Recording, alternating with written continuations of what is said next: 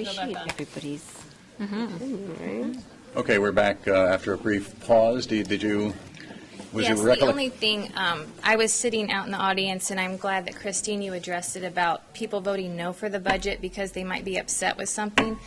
And I'll talk to you, but I'll talk to them, too. That made my heart sink because it's only hurting us. It's hurting our town. It's hurting what the school can do for the town. So I would really encourage you, like they have said, if you have a question, to call them, to email them, and realize we are a team. We have a great community, and I think social media is honestly not our friend a lot of the times.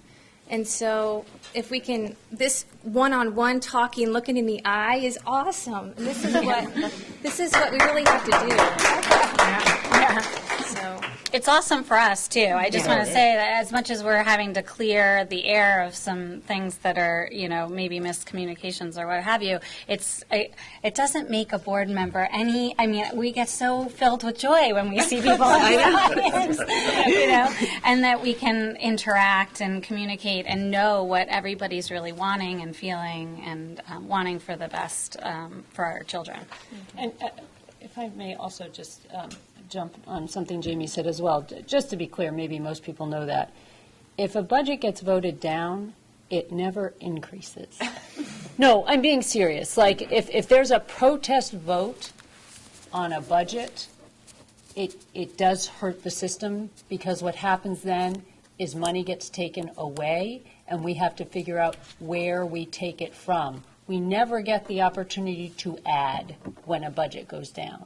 So I'm not going to, there may be plenty of things you would like us to do differently, and many ways you may want to try to communicate that to us. I would strongly suggest that voting down the budget is only going to hurt your kids, truly. So that's just it's not a particularly effective way, because, again, the budget goes down and we lose. We never gain. How many are Baldwin parents here? I'm just going to do a shameless plug, speaking of the budget. There is going to be a referendum question on the budget this year about whether to appropriate money to do an HVAC, a heating, ventilation, and air conditioning rebuild of Baldwin Middle School. It needs it very badly.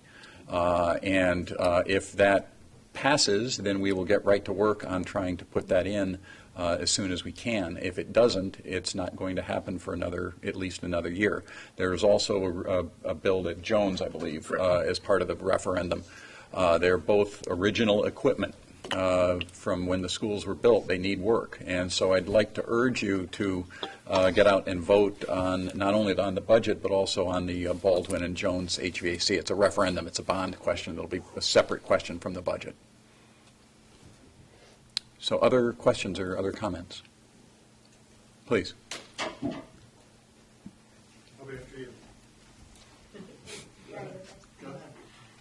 Hi, my name is Jory Smith. I live at Forest Brook Road. I never imagined that I would be speaking, and so I'm really not prepared here. But I am a school psychologist in a neighboring district, and my level of concern about start times and the combining of the schools really relates to our social emotional functioning of our students. And so I just have a few questions. Maybe this is already done. I haven't done my research in the way that I may have. I never thought I'd be up here. But in order to fully explore that issue, I think we need to explore research, and not just research that's out there relating to those students, our students, our youth, our people, our kids, my kid, okay? So I want to know, I'm going to cry because I have a 14-year-old. This is challenging, and I have a 10-year-old who might be affected by this. And so much of this seems to be wrapped up in the misconceptions or not getting enough information. And so I want to know, how are you going to, or have you considered getting information from our youth about their stress levels? We already do Don't we it. do a survey? Where is it? Many of the references tonight were to the DAY survey, the Okay. Developmental Assets for Youth survey that's been administered every other year since 2008. Is it directly correlated to how many children have access to technology, how many hours they spend on their technology, what the permission is relating to that, and how that relates to sleep? So the surveys are all available on the DAY website, the Guilford DAY website. I'm going to suggest no. I don't believe that there's a direct correlation to an Yeah, individual's. I think there are questions related to the social media diet of students, but this is a self-reported, again, assessment of assets that DAY has been doing since 2008. So The- I have Yeah, been, the purpose is just to survey the students about certain behaviors that are proactive and also certain behaviors that we'd all consider negative. So I went There's to- no correlation. It's not a research study to try to understand empirically, what is related to what in Guilford. I think that's an important thing to think think so, about. And I think your point about surveying our kids, particularly, our middle schoolers, is a really important point. Thank you for Yes. bringing it to us. and I think I have been to back to school night, and the principal at Adams and a DAY representative have discussed very loosely the results of that.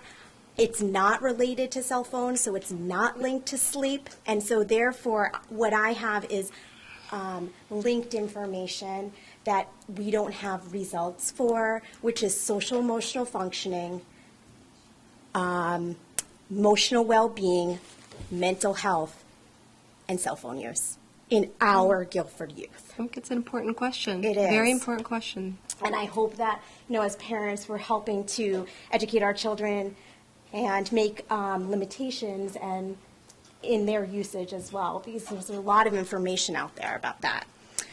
I also would like to speak to, I'm on I work for Madison Public Schools, so I'm on a committee there to examine increasing social emotional functioning in our children in our school.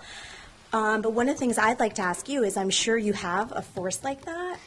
Are there parents involved in that? At this time, Mrs. Brown has put together a committee that involves school staff members and community supports, including Guilford Youth and Family Services. At each building, we have a climate committee that includes parents, but no, we don't have parents sitting on a committee studying our interventions at this time. Mrs. Brown has been doing that and will be giving me a list of recommendations at the end of the school year. Okay, so I strongly suggest that you consider that as parents. I'm sure you have children too. Many of you I know have children in our district. We have a big word. We know what's happening in our households. We know what's happening not even in our households, in other people's households. And lastly, I just wanted to make that link.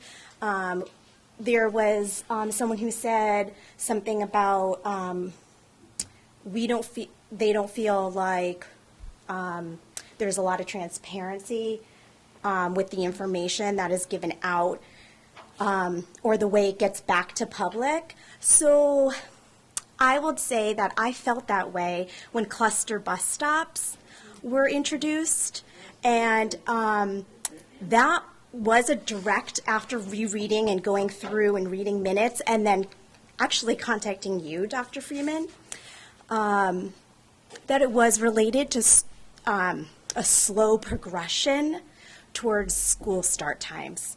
And when I spoke to you about that, I felt very much in the dark about that, because my son was put at a stop that I strongly felt was unsafe for him.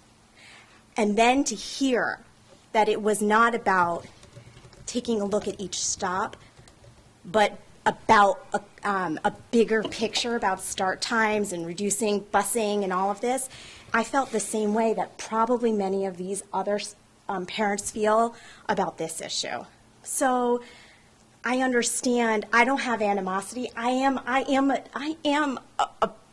I work in a school. I am you. You know what I'm saying? But I understand this. It feels like we're not one, like we're not working together.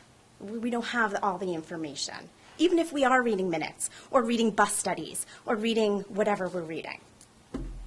I just want to say that, put it out there.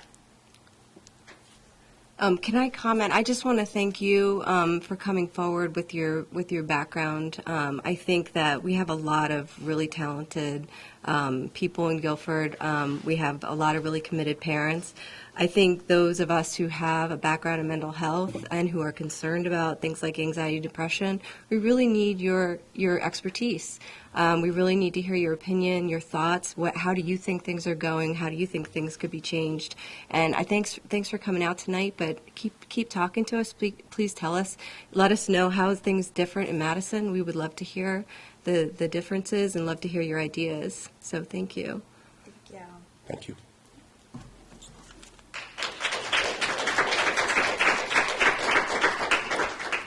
Good evening, Donald Cottrell, 9 Garrison Drive. 485 signatures, that's a lot. I really got up here to repeat a quote from one of my favorite movies. With great power comes great responsibility.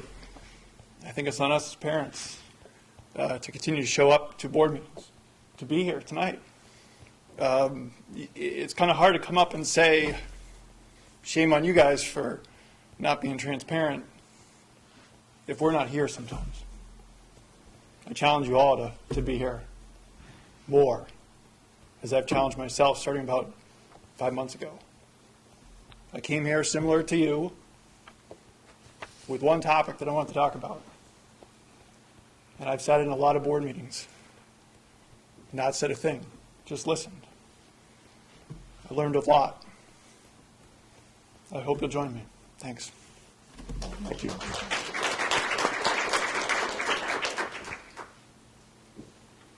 Others? Anybody else?